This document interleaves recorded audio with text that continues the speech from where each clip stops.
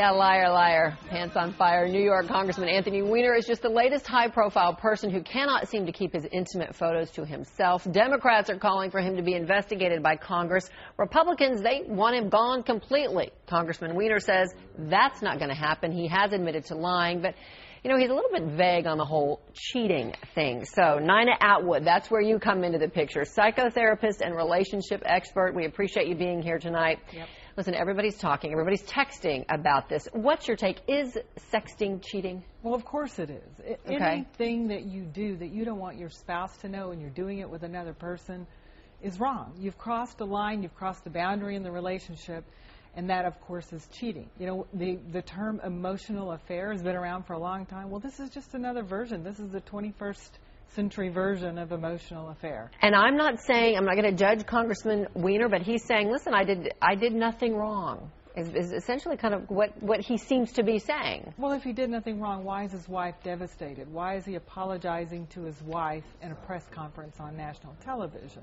Of course she's devastated. Who out there that believes in monogamy, and of course that's the key, if you believe in monogamy, then if your spouse is sending sexually explicit pictures of themselves to someone else, no one wants that to happen. But don't you, I mean, do a lot of people really believe in the whole emotional affair of it? And guys, again, not judging guys, but sometimes they just think that it's the more intimate, the more sexual relationship. That's the cheating. It's not the pictures. It's not the flirty text messages and Facebook messages and all those sorts of things. I don't think it's just men who think it. I think anybody who's crossing that line and doesn't want to get caught is rationalizing. They're telling themselves it's not cheating. I didn't actually have sex with them, so it's not cheating. So it's okay. Well, and let's talk about the whole lying part of the congressman's situation, because really he's like, it's not me, it's not me, nope, that's not me, where he knows it's him, so he lied and lied and lied until I guess he couldn't lie anymore. You see this all the time. People in that kind of situation lie and lie and lie until they're completely caught.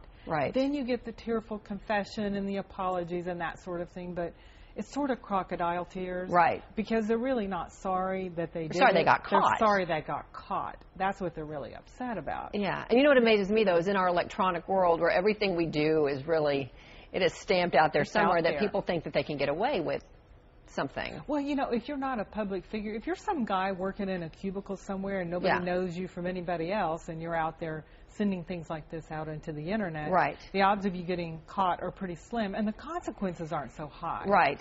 Well, and talk about these consequences. I mean, this is somebody who's now, if he didn't have a national name before, certainly has one now.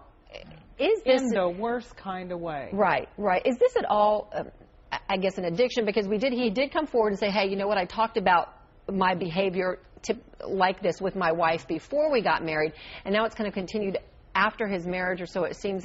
Is this an addiction for some people? When somebody does something that threatens everything that they hold valuable. Here's a public figure. It's his reputation. It's a public office. His it's job, his everything. Marriage, right. It's everything that's valuable in his life.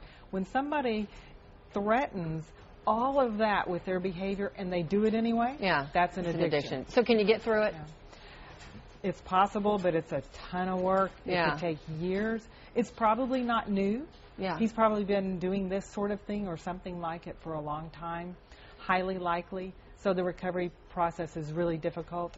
So where do couples then need to focus their energy, I guess, on the relationship and not the outside? Yeah, you know, we have a tendency to talk about, well, maybe you shouldn't do that kind of thing. And yeah, of course, the bottom line is if it's anything that's going to threaten your relationship, don't do it. But here's the real thing.